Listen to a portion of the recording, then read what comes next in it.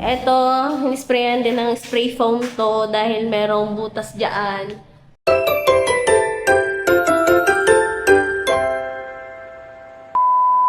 Good morning, Mi. Day 4 ng ating renovation project. And dadaan kami sa munisipyo. Ibababa namin yung laundry sa laundry shop and pupunta kami ng paint center para mamili ng paint. Papakita ko sa inyo kung ano yung progress namin so far from day 1, 2, and 3. Pakita ko na lang sa inyo. Yeah, let's go! Ito yung binili namin paint. As in, sobrang yung dark na green. Ito rin, dark green. Dito namin binili sa paint center dito sa Ramon. Medyo may mga kalat pa dyan. Ito, kahit papano mas malinis na konti. Mas malinis kahit papano yung floor ngayon. Ayan.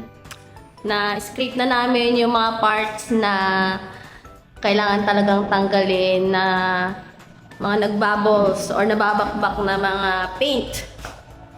Ito yung tinakpan ni Juju na abang para sa aircon. Ito naman yung insprayan niya ng spray foam na butas dahil sa split type aircon. Dito naman, nandito yung mga gamit namin. So, unahin namin yung kusina, tsaka dito. Ito, hinisprayan din ng spray foam to dahil merong butas dyan. Nag-spray din si Juju ng spray foam doon sa kabila. Dahil may butas yan. Pero lalagyan pa rin namin yan ng plyboard. Ito yung kusina ngayon. White. Kailangan pa to doble-doblehin kasi halata pa yung mga part na kailangan bigyan pa ng coating. Hindi na namin siya minasilya mga mi. Ayan. Hayaan na natin. Textured ba? Textured wall. Hindi na uso ngayon yung sobrang kinis na wall. Para lang din malinis siyang tignan. Hindi yung maduming tignan dahil sa mga grease. Mga manti-mantika na talsik dito sa may pader. And para maaliwalas, puti na rin yan. So, ito yung progress namin, mga mi. Ayan. Dito hindi pa, pero napunasan na tong mga part na to. I-paint na lang. So, ang tatrabahuin namin today is mag-paint. And ako siguro, ang ipipaint ko is ito. And ipaint ko yun ng dark green. Eto, mag-iiba na rin yung color neto. Sa mga beam, dark green yan. Dark green. Ayan. Pinag-iisipan ko pa if itong brown na to, if iiwan ko siya na ganitong color na lang, lilinisan na lang, or papalitan ko. We'll see.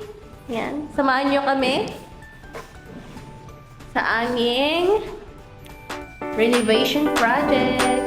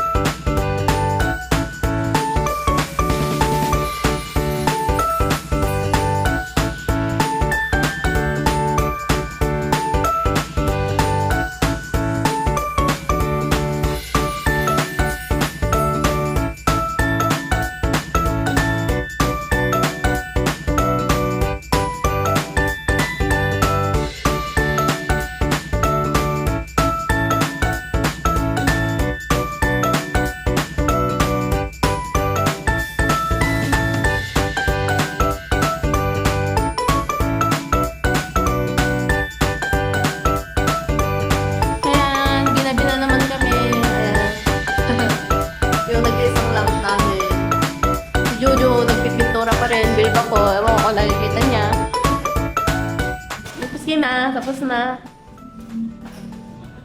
Ayan. Papakita ko na lang sa inyo bukas kung ano itsura ng progress namin. Ito yung mahuhuling gagawin namin kasi kailangan muna namin tapusin. Ito, ayan, ito sa area na yan, dyan, and yung wall dito. Dilim na, it's already 5:45 PM. And wala pang kuryente, hindi pa nila binabalik. Sana bukas meron na. Kaya, see you guys on day 5 bukas. Bye-bye!